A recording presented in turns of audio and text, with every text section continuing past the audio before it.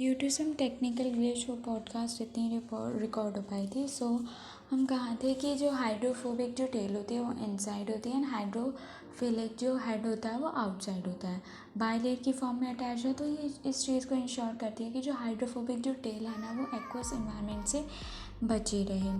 ठीक है, और इस चीज़ पर भी क्वेश्चन आता है कि कितना परसेंट प्रोटीन होता है। 52% प्रोटीन होता है एंड 40% लिपिड होती है। On the basis of the ease of extraction membrane protein जो होते हैं वो दो टाइप के होते हैं। एक तो होते हैं इंटीग्रल प्रोटीन और एक होते हैं पेरिफेरल प्रोटीन। नाम जैसे नाम से पता चल रहा है, इंटीग्रल मतलब जो अंदर की साइड है और मतलब पार्शली ब्यूरिड है या फिर टोटली ब्यूरिड है। पेरिफेरल प्रोटीन मतलब जो पेरीफेरी पर है। ये जो इम्प्रूव मॉडल जो था सेल मेम्ब्रेन का फ्लूइड मोज़ाइक मॉडल मतलब मोस्ट एक्सेप्टेड मॉडल है। ये 1972 में सिंगर एंड निकल्सन ने दिया था।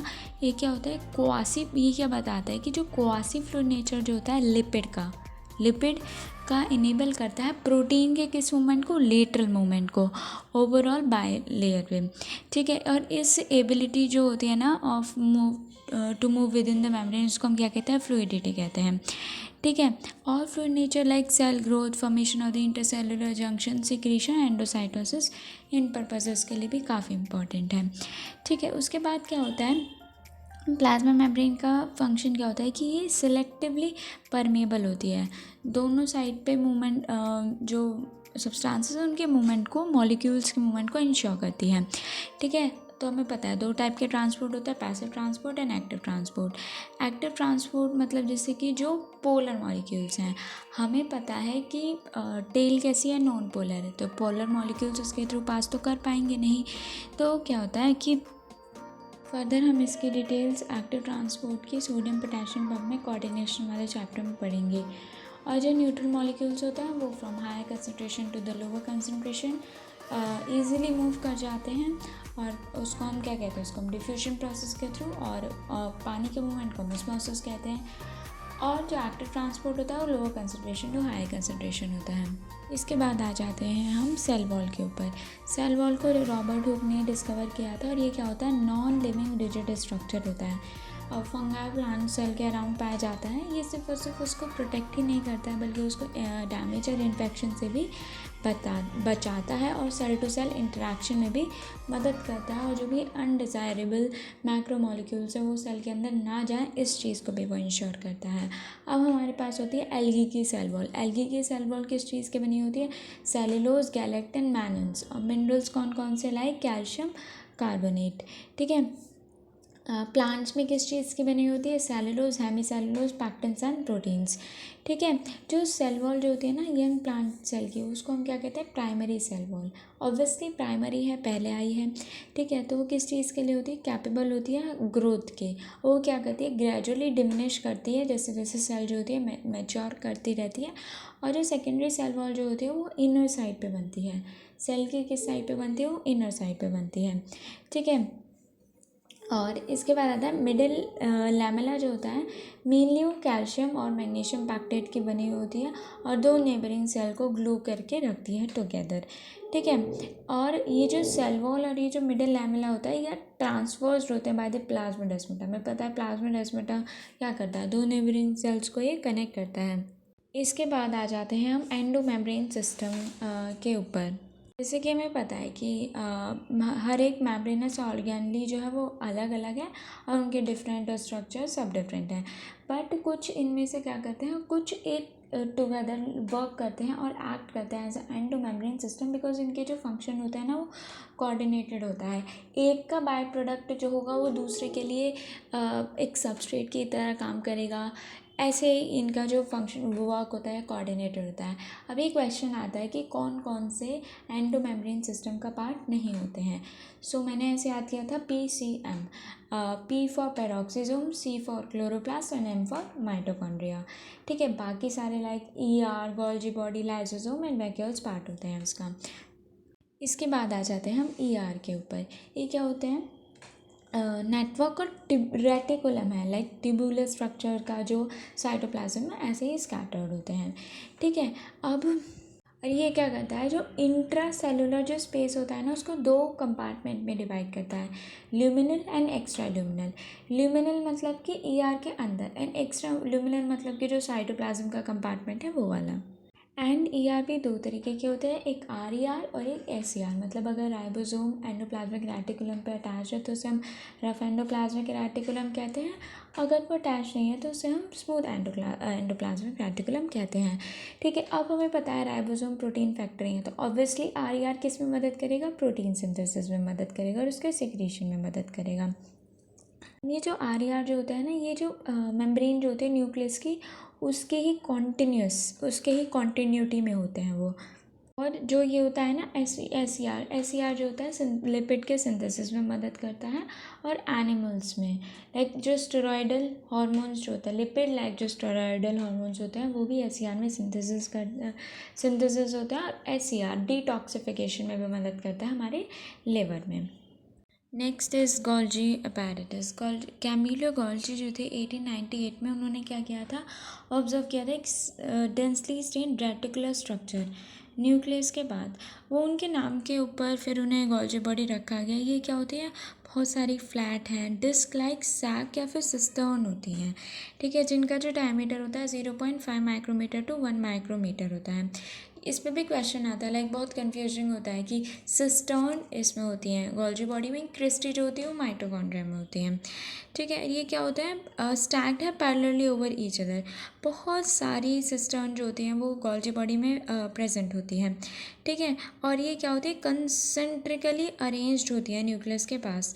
और इसमें क्या होता है, कॉन्वेक्स सिस फेज या फिर फॉर्मिंग फेज होता है, और कॉनकेव ट्रांस फेज या फिर मैच्योरिंग फेज होता है।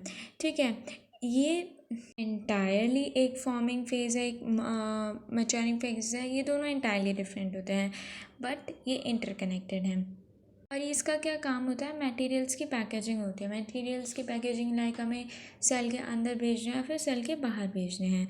ठीक है, और अगर मुझे कोई भी चीज़ मटेरियल जो है वो साइकिल की फॉर्म में भेजना है तो वो क्या करेगा, ईआर से फ्यूज़ करेगा सिस फेज से एंड नो ट्रांस फेज पे पहुँचेगा। इस वजह से हमेशा ही ये क्या रहता है, क्लोज एसोसिएशन में रहती हैं एंडोप्लाज्मिक रेटिकुलम के। एक नंबर ऑफ़ प्रोटीन्स जो होते हैं ना वो इसमें मॉडिफाइड होते हैं सिस्टर्न में गोल्जी बॉडी में ट्रांसफेज से निकलने से पहले। और इस पर क्वेश्चन था नीट 2021 में कि ये जो इम्पोर्टेंट साइट जो होते हैं ग्लाइकोप्रोटीन्स एंड ग्लाइकोलिपिड्स के। और सेल साइकिल और सेल डिवीजन में हम ये भी पढ़ेंगे कि इसमें ये किस चीज़ में मदद करता है, फ्रैगमोप्लास्ट, और ये सेल प्लेट के फॉर्मेशन में मदद करते हैं गोल्जी बॉडी। ठीक है, इसके बाद आता है हमारे पास लाइजोसोम्स। ये क्या है, मेम्ब्रेन बाउंड वेसिकुलर स्ट्रक्चर हैं जो गोल्जी बॉडी ने बनाए हैं। इसमें क्या होता है, all type of hydrolytic enzymes होते हैं। इस पर भी क्वेश्चन आता है कि सारे तरीके के हाइड्रोलिटिक एंजाइम किसमें होते हैं, like hydrolase, lipase, protease, carbohydrates. और इनके कैसे होता है, एक्टिव होता है एसिडिक पीएच। इसके पीएच कैसी पीएच होती है इसकी, एसिडिक। इस पर भी क्वेश्चन आता है। ठीक है, अब जैसे कि कार्बोहाइड्रेट्स है तो कार्बोहाइड्रेट को डाइजेस्ट करेगा, प्रोटीएज है तो प्रोटीन को डाइजेस्ट करेगा, लाइपेज है तो लिपिड को डाइजेस्ट करेगा, एंड न्यूक्लिक एसिड। के बाद आ जाते हैं हम वैक्यूल्स के ऊपर। ये क्या होते हैं, ये मेम्ब्रेन बाउंड स्पेस है साइटोप्लाज्म में, मेनली ये प्लांट्स में पाए जाते हैं।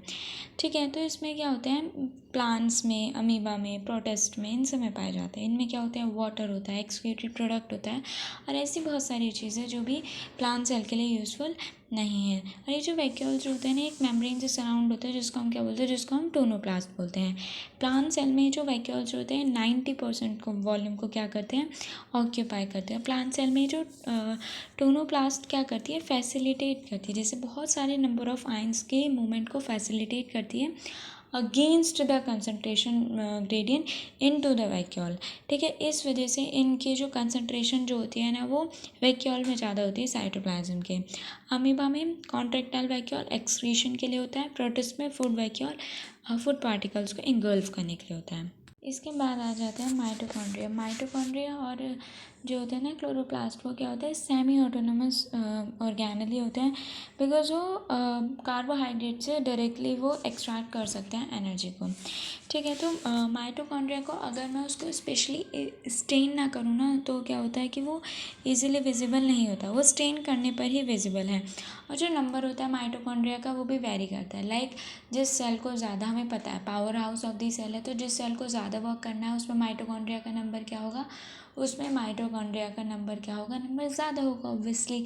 और जिस सेल को कम वर्क करना है उसमें माइटोकॉन्ड्रिया का जो नंबर होगा वो कम होगा। इनके शेप और साइज़ में भी क्या होती है, वेरिएबिलिटी देखने को मिलती है।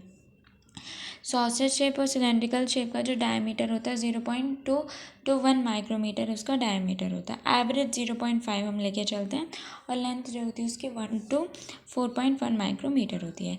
ये कैसा है, एक डबल मेम्ब्रेन स्ट्रक्चर है। कैसा है, ये डबल मेम्ब्रेन स्ट्रक्चर है। आउटर मेम्ब्रेन होती है और इनर मेम्ब्रेन होती है। इनर मेम्ब्रेन जो होती है उसके ल्यूमेन को 2 एक्वस कंपार्टमेंट में डिवाइड करती है। ठीक है, outer compartment and inner compartment. ठीक है, और ये जो इनर कंपार्टमेंट होता है ना, ये एक होमोजेनियस सब्सटेंस होता है इसमें, जिसको मैट्रिक्स बोलते हैं। इस पर भी क्वेश्चन आता है, तो इसको मैट्रिक्स बोलते हैं।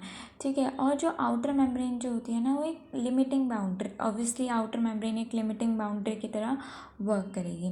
ठीक है, और जो इनर मेम्ब्रेन होती है बहुत सारी इनफोल्डिंग्स बनाती है, जिनको हम क्या कहते हैं, क्रिस्टी कहते हैं। और ये ऑब्वियसली सरफेस एरिया को इंक्रीज़ कराने में मदद करती हैं। दोनों मेम्ब्रेन्स के अपने स्पेसिफिक एंजाइम्स हैं।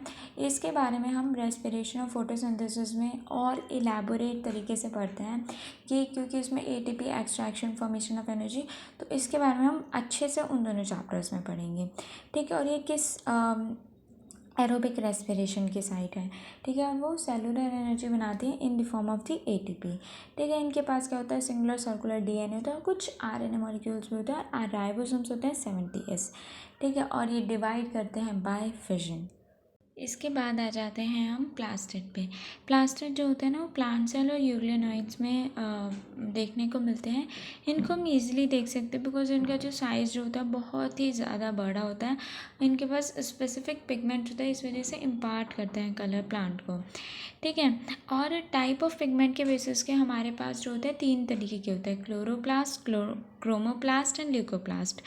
क्लोरो मतलब ऑब्वियसली नाम से पता चल रहा है उसके पास क्लोरोफिल है और कैरोटेनॉइड पिगमेंट्स हैं, जो क्या करते हैं, लाइट एनर्जी को ट्रैप करते हैं एंड देन फोटोसिंथेसिस को परफॉर्म करते हैं। ठीक है, क्रोमोप्लास्ट में क्या होता है, फैट सोल्यूबल कैरोटेनॉइड्स होते हैं, उसमें भी क्या होता है, कैरोटीन एंड ज़ैंथोफिल्स। ठीक है, जो उसको कौन सा कलर इम्पार्ट करता है, येलो, ऑरेंज और रेड कलर उसको इम्पार्ट करते हैं। ठीक है, ल्यूकोप्लास्ट जो होते हैं वो क्या होते हैं, वो कलरलेस प्लास्टिड है, और वो मेनली इनका जो काम होता है वो स्टोरेज का होता है। उसमें भी एमाइलो, इलायो एंड एल्यूरो। मैंने इसको कैसे याद किया था, एल्यूरो प्रोटीन, एल्यूरॉन लेयर होती है, ये हम क्लास 12th में पढ़ते हैं कि उसमें क्या होती है, जब मोनोकॉट और डाइकॉट शीट का, इसमें भी पढ़ लेंगे मोनोकॉट एंड डाइकॉट शीट का डिफरेंस जो होता है, उसमें क्या होता है, उसमें एल्यूरॉन लेयर होती है, तो हम पढ़ेंगे। तो एल्यूरॉन फॉर प्रोटीन।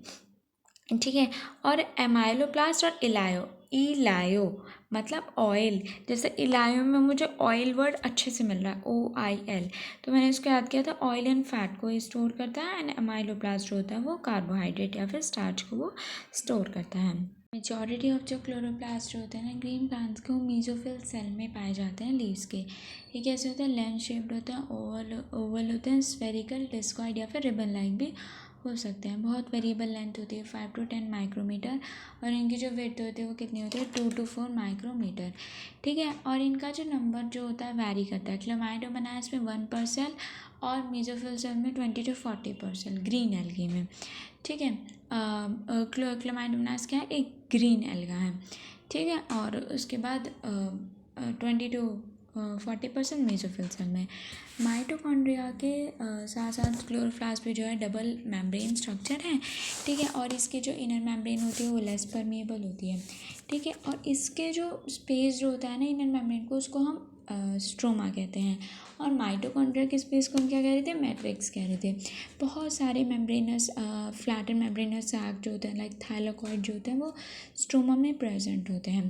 ठीक है, अपने आप को लाइक जैसे हम सिक्कों को एक के ऊपर एक को एक ऊपर एक के ऊपर ऐसे रखते हैं, ऐसे इनको हम क्या बोलते हैं, जिसको हम ग्रेना बोलते हैं, फिर इंटरग्रेनल थाइलाकॉइड बोलते हैं। ठीक है, और बहुत सारे फ्लैट मेम्ब्रेनस ट्यूब्यूल होते हैं जिनको हम स्ट्रोमल लैमेले होते हैं, वो क्या करते हैं, थाइलाकॉइड को कनेक्ट करके रखते हैं डिफरेंट ग्रेना के। ठीक है, और इनका जो स्पेस जो होता है ना, जो मेम्ब्रेन जो होती है थाइलाकॉइड की, इसके अंदर जो स्पेस होता है उसको मैं क्या कहते हैं, ल्यूमेन कहते हैं। ठीक है, ल्यूमेन कहते हैं। और ये जो स्ट्रोमा जो होता है इसके पास क्या होता है, मतलब एंजाइम्स होते हैं कार्बोहाइड्रेट एंड प्रोटीन्स के लिए। स्ट्रोमा में हम उसमें पढ़ेंगे फोटोसिंथेसिस वाले चैप्टर में, स्ट्रोमा में डार्क रिएक्शन होती है एंड ल्यूमेन जो थाइलाकॉइड का जो ल्यूमेन होता है उसमें लाइट रिएक्शन होती है। ठीक है, और इनके पास अपना खुद का डबल स्ट्रैंडेड सर्कुलर डीएनए है, राइबोसोम है। ठीक है, और इनके अंदर क्लोरोफिल पिगमेंट्स प्रेजेंट होते हैं, किसमें, थाइलाकॉइड में। इन और कुछ साइटोप्लाज्मिक राइबोसोम 80S और राइबोसोम जो होता है क्लोरोप्लास्ट में जो होते हैं वो क्या होते हैं, 70S। वही राइबोसोम्स के बारे में तो हमने पढ़ रखा है कि ये ग्रैनुलर स्ट्रक्चर होता है। 1953 ने जॉर्ज पैलेडन ने डिस्कवर किए थे। इनमें क्या होता है, आरएनए होता है, प्रोटीन होता है, इनके ऊपर कोई भी मेम्ब्रेन नहीं होती है। और यूकेरियोट्स में 70S होते हैं, प्रोकैरियोट्स में 80S होते हैं। और 80S की largest unit 60S and 40S, 70S की 50S and 30S। As for Svedbergs unit बोलते हैं, फिर सेडिमेंटेशन कोएफिशिएंट। ये क्या है, इनडायरेक्टली मेजर है डेंसिटी एंड साइज़ का, याद रखना है डेंसिटी एंड साइज़ का। ठीक है, और दोनों में क्या होती है, दो दो तरीके की सब यूनिट होती हैं। अब हम आ जाते हैं साइटोस्केलेटन पे, मतलब साइटोप्लाज्म में क्या होता है, बहुत सारे फिलामेंटस प्रोटीनेशियस स्ट्रक्चर होते हैं जिनको हम क्या बोलते हैं, साइटोस्केलेटन बोलते हैं। इनका काम क्या होता है, सपोर्ट और मोटिलिटी प्रोवाइड करते हैं और सेल की शेप को मेंटेन करने में मदद करते हैं। नेक्स्ट टॉपिक है सिलिया एंड फ्लैजिला। ठीक है, ये दोनों क्या होते हैं, हेयर लाइक आउटग्रोथ होती है। जैसे कि अब for this you have to refer NCERT diagram, मतलब उसको बहुत ध्यान से देखना है कि हेयर लाइक आउटग्रोथ है। ठीक है, और जो सिलिया जो होता है ना वो एक चप्पू की तरह काम करती है। चप्पू की तरह मतलब जैसे कि जब हम नाव में बैठते हैं तो जो काम चप्पू करता है, उस चप्पू के मूवमेंट से पानी में भी मूवमेंट होता है और वो नाव खुद और बहती है। ठीक है, तो movement either of the cell क्या है, हमारी नाव है, एंड सराउंडिंग फ्लूइड जिस भी हम पानी में उसको ले जा रहे हैं। ठीक है, फ्लैजिला जो होते हैं कंपैरेटिवली बड़े होते हैं एंड सेल के मूवमेंट के लिए वो मेनली रिस्पॉन्सिबल होते हैं। प्रोकैरियोट्स में भी, प्रोकैरियोटिक बैक्टीरिया में भी फ्लैजिला है, बट ये क्या होता है, स्ट्रक्चरली डिफरेंट होता है यूकेरियोटिक फ्लैजिला से। ठीक है, अब हम पढ़ेंगे इनके इनसाइड स्ट्रक्चर पे। याद रखना, प्रोकैरियोटिक फ्लैजिला में फ्लैजिलन होता है एंड यूकेरियोटिक फ्लैजिला में ट्यूब्यूलिन होता है। ठीक है, जैसे कि इनकी जो इलेक्ट्रॉन माइक्रोस्कोप स्टडी जो बताती है कि वो किस चीज़ से सराउंडेड होते हैं, प्लाज्मा मेम्ब्रेन से। और हम इनके जो कोर को हम क्या कहते हैं, एक्सोनीम। हम मेनली जो है एक्सोनीम का स्ट्रक्चर देख रहे हैं एनसीईआरटी के डायग्राम में। ठीक है, अब एक्सोनीम के पास क्या है, 9 पेयर ऑफ डबलेट हैं। ठीक है, 9 पेयर ऑफ डबलेट है एंड वो पेरीफेरी पे अरेंज्ड है पेरिफेरल माइक्रोट्यूब्यूल्स की फॉर्म में। ठीक है, और सेंट्रली लोकेटेड माइक्रोट्यूब्यूल हैं 2, एक पेयर है तो 2 हैं वो दोनों। ठीक है, इसको हम क्या कहते हैं, 9+2। 9 जो है वो पेरीफेरी पे है, 2+ जो दोनों हैं। ठीक है, और ये जो दोनों जो है ना सेंट्रल ट्यूब्यूल, इनके बीच में ये दोनों आपस में कैसे इंटरेक्टेड हैं, ब्रिज से इंटरेक्टेड हैं। और इनके आसपास क्या है, सेंट्रल शीथ है। सेंट्रल शीथ से क्या है, मतलब जो डबलेट की जो दोनों है ना, उनमें से एक रेडियल स्पोक निकल के आ रही है और वो इस रेडियल उससे क्या है, इससे सेंट्रल शीथ से कनेक्टेड है। तो कितनी होती हैं, 9 रेडियल स्पोक होती हैं। ठीक है, और ये जो डबलेट्स हैं ना, इनमें लिंकर्स होते हैं, जैसे इनमें लिंकर्स हैं, इंटर डबलेट ब्रिजेस हैं। ठीक है, और इसके बाद क्या है, दोनों ही जो सिलिया एंड फ्लैजिला होते हैं दोनों ही क्या किससे इमर्ज होते हैं, बेसल बॉडी से इमर्ज होके आते हैं। अब हम आ जाते हैं सेंट्रोसोम्स एंड सेंट्रोइल्स पे। ठीक है, अब इसमें क्या होता है, सेंट्रोसोम क्या होता है, एक ऑर्गेनेली होता है जिसमें क्या होता है, 2 सिलेंड्रिकल स्ट्रक्चर होता है, उनको हम सेंट्रोइल्स कहते हैं। ठीक है, याद रखना ये जो सेंट्रोइल्स होते हैं ना, ये बेसल बॉडीज़ बनाते हैं सिलिया और फ्लैजिला की, और यही जो सेंट्रोल्स जो होते हैं स्पिंडल फाइबर्स को राइज करते हैं एनिमल्स में, मतलब जिससे ड्यूरिंग द सेल डिविजन। ठीक है, अब हम आ जाते हैं ये जो सेंट्रोइल्स होते हैं ना, ये जो सेंट्रोजोम में जो सेंट्रोइल होते हैं दोनों एक दूसरे के क्या है परपेंडिकुलरली। कभी भी आप किसी भी उसका पहिया देखोगे लाइक कार्ट व्हील देखोगे तो वो दोनों डंडे क्या है एक दूसरे के पैरेलल होती है ना, ऐसे ही। और ये किस चीज़ से सराउंडेड है, एमॉर्फस पेरीसेंट्रियोलम मटेरियल से ये सराउंडेड होते हैं। ठीक है, इनमें उनमें थी डबलेट, सिलिया फ्लैजेला में होती है डबलेट माइक्रोट्यूब्यूल्स जो पेरिफेरम पे होती है। इनमें क्या होती है, इनमें होती है ट्रिपलेट। ठीक है, सेंट्रल हब होता है उसमें ऐसा कुछ नहीं होता है, बस ट्रिपलेट है और ट्रिपलेट आपस में भी लिंक्ड है और यही ट्रिपलेट जो है उस हब से भी क्या होती है लिंक्ड होती है। ठीक है, इनमें भी रेडियल स्पोक्स होती है और इनको हम पेरिफेरल फिब्रिल्स किस चीज़ की बनी होती है, ट्यूब्यूलिन प्रोटीन की बनी हुई होती है। अब आ जाता है हमारा न्यूक्लियस जो था वो as a cell organelle Robert Brown ने डिस्कवर किया था 1831 में। ठीक है, और इसको जो स्टेन जो किया था वो फ्लेमिंग ने किया था और उन्होंने बेसिक डाई से इसको स्टेन किया था, इसको क्रोमैटिन नाम दिया था। मतलब जो इस तरीके से उन्होंने स्टेन किया था, स्टेन मतलब डार्कली स्टेन को उन्होंने हेट्रोक्रोमैटिन दिया था, लाइटली स्टेन को यूक्रोमैटिन। ठीक है, जो इंटर फेज का जो न्यूक्लियस जो होता है ना, जब वो डिवाइड नहीं कर रहा है, इंटरफेस मतलब वो उसका रेस्टिंग फेज है, जब वो डिवाइड नहीं कर रहा है, बहुत ज़्यादा इलेबोरेट न्यूक्लियोप्रोटीन फाइबर्स आते हैं जिसको हम क्या कहते हैं, क्रोमैटिन कहते हैं। न्यूक्लियर मैट्रिक्स होता है और कुछ स्फेरिकल बॉडीज जिसको हम न्यूक्लियर कहते हैं। ठीक है, इसके न्यूक्लियस के आसपास क्या होता है, एक न्यूक्लियर एनवेलप होता है। ठीक है, और कुछ दो पैरेलल मेम्ब्रेन्स होते हैं जिनके बीच का स्पेस कितना होता है 10 to 15 नैनोमीटर। ठीक है, और ये किसको एनक्लोज करता है, पेरी न्यूक्लियर स्पेस को। ठीक है, और ये जो स्पेस जो होता है ये एक बाउंड्री बनाता है आउटर इन्वायरमेंट और इनर इन्वायरमेंट के बीच में। ये जो आउटर मेम्ब्रेन होती है, जैसे अभी हमने ईआर में भी पढ़ा था, एक कॉन्टिन्यूटी बनाती है विद द ईआर और उसके ऊपर क्या होता है, कुछ राइबोसोम्स भी होते हैं। और क्या होता है, कुछ at number of places nuclear envelope जो होती है वो क्या होती है, वो माइन्यूट पोस्टर्स फ्यूज होती है। ठीक है, और इससे क्या होता है, मूवमेंट होता है आरएनए और प्रोटीन का, दोनों ही डायरेक्शन में during the formation of the protein. ठीक है, नॉर्मली क्या होता है, एक न्यूक्लियस होता है, बहुत सारे नंबर ऑफ न्यूक्लियस में हमें जैसे कि कोकोनट वाटर में मल्टी न्यूक्लिएटेड स्टेज, ऐसे ही टेपटम में भी, ये हम सब चीज़ें हम क्लास 12 में पढ़ते हैं। तो इनमें भी हमें क्या कहते हैं, मल्टी न्यूक्लिएटेड स्टेज देखने को मिलती है। ठीक है, और ऐसे भी बहुत सारे ऑर्गेनेलीज हैं जिनमें न्यूक्लियस नहीं होता है, लाइक सीव ट्यूब्स। ठीक है, और इरेथ्रोसाइट्स। ठीक है, ये लिविंग होती हैं। ठीक है, न्यूक्लियर मैट्रिक्स जो होता है ना, इसको हम क्या बोलते हैं, न्यूक्लियोप्लाज्म बोलते हैं, जिसमें क्या होता है, न्यूक्लियोलस और क्रोमैटिन होता है। और इस पर भी क्वेश्चन आता है कि मतलब इसके अंदर क्या होता है, न्यूक्लियोलस होता है। एंड न्यूक्लियोलस जो होता है साइट ऑफ आरएनए सिंथेसिस है। ठीक है, बहुत सारे न्यूमरस न्यूक्लियोलाई प्रेजेंट होते हैं जो प्रोटीन सिंथेसिस में मदद करते हैं।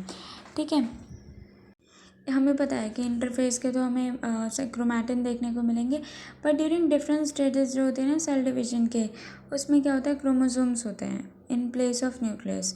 ठीक है, क्रोमैटिन में क्या होता है, डीएनए और कुछ बेसिक प्रोटीन्स होते हैं, हिस्टोन्स होते हैं, कुछ नॉन हिस्टोन प्रोटीन्स भी होते हैं और आरएनए भी होता है। इन सब चीज़ों को ना हम पढ़ेंगे क्लास 12 में, मॉलिक्यूलर बेसिस ऑफ इनहेरिटेंस वाले चैप्टर में। जो ह्यूमन सेल का जो होता है 2 मीटर लॉन्ग होता है, थ्रेड होता है और 23 पेयर्स होते हैं, 46 क्रोमोसोम होते हैं। ठीक है, अब जो टॉपिक है वो बहुत इंपॉर्टेंट है, that is types of chromosome. इस पर मोस्टली हर साल मतलब ऑल्टरनेट ईयर्स इस पर क्वेश्चन आता ही आता है।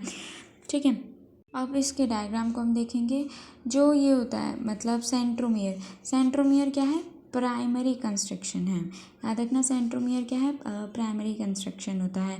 और इसके आसपास क्या होते हैं, डिस्क लाइक स्ट्रक्चर होते हैं जिसको हम क्या बोलते हैं, काइनेटोकोर बोलते हैं।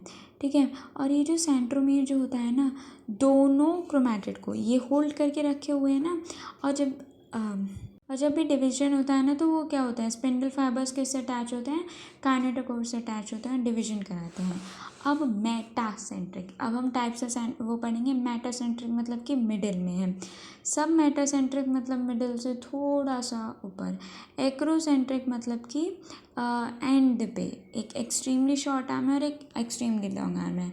मेटासेंट्रिक सब मेटासेंट्रिक में कोई प्रॉब्लम नहीं होती, एक्रोसेंट्रिक एंड टेलोसेंट्रिक में जाके प्रॉब्लम होती है। टीलोसेंट्रिक मतलब T for telocentric and T for वो कहाँ पर होता है, वो टर्मिनल पोजीशन पर होता है। ठीक है, और सैटेलाइट डीएनए क्या होता है, उनकी सेकेंडरी कंस्ट्रक्शन आती है। इस पे भी एक बार क्वेश्चन आया हुआ है और ये कैसी है, नॉन स्टेनिंग है। ठीक है, जो सेकेंडरी कंस्ट्रक्शन है सैटेलाइट जो है ये क्या है, ये नॉन स्टेनिंग है। इस पे PYQ आ चुका है। अब आ जाते हैं माइक्रो बॉडीज, माइन्यूट वेसिकल्स जो होते हैं जिसमें बहुत सारे एंजाइम्स होते हैं जो बोथ प्लांट्स एंड एनिमल्स में प्रेजेंट होते हैं। समरी में एज सच कुछ नहीं है, मतलब जैसे कि माइटोकॉन्ड्रिया, ऑक्सीडेटिव फॉस्फोराइलेशन, ये हम रेस्पिरेशन में भी पढ़ते हैं, बस एक ये चीज़ डिफरेंट है। और थोड़ा सा ER वाले पैरा में कि वो प्रोटीन्स, लिपोप्रोटीन्स एंड ग्लाइकोजन के सिंथेसिस में मदद करता है, बस इतना। इससे ज़्यादा समरी में बाकी जो चैप्टर में था वही से ज़्यादा कुछ डिफरेंस नहीं है।